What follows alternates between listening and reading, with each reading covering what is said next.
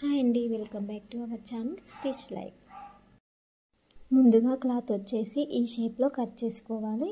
ఈ క్లాత్ని ఇలా సీదా వైపు ఫోల్డింగ్ చేయాలి. సీదా వచ్చేసి లోపల వైపు ఉండాలి, రైట్ సైడ్ వచ్చేసి లోపల వైపు ఉండాలి, రాంగ్ సైడ్ వచ్చేసి పై వైపు ఉండే విధంగా చూసుకొని దీని చుట్టూరా ఒక పావించు గ్యాప్తో ఇలా స్టిచ్ చేసుకొని ఇక్కడ కొంచెం ఓపెన్ ఉంచుకోవాలి. స్టిచ్ చేయకుండా దీన్ని మనం తిరగేసుకోవాలి కదా, దీన్ని ఈ విధంగా ఓపెన్ ఉంచుకొని ఇలా తిరగేసుకోవాలి.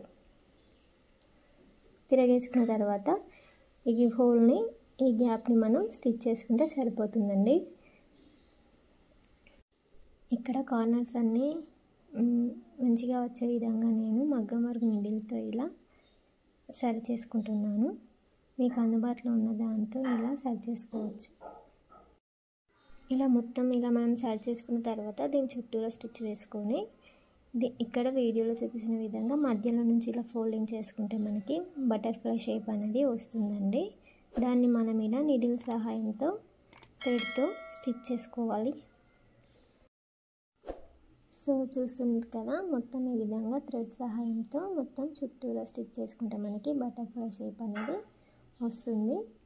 సో దీనిపై నుంచి థ్రెడ్స్ అటాచ్ చేసినట్లయితే ఇంకా లుక్ బాగా వస్తుంది. సో ఈ విధంగా థ్రెడ్స్ అటాచ్ చేసుకోవాలి. దీన్ని మనం frocks back side front side మన ఇష్టం అండి, మనం పెట్టుకోవచ్చు. ఈ బటర్ఫ్లై బౌన్ అయితే నేను బేబీ ఫుల్ బ్లౌజ్కి అటాచ్ చేశాను. సో ఇంకా చిన్న బావ్ కూడా రెడీ చేసి దానికి అటాచ్ చేశాను. లుక్ ఇంకా బాగా వచ్చింది కదండి. సో ఇంకెందుకు ఆలస్యం, మీరు ఇలాంటి బావ్స్ రెడీ చేయండి.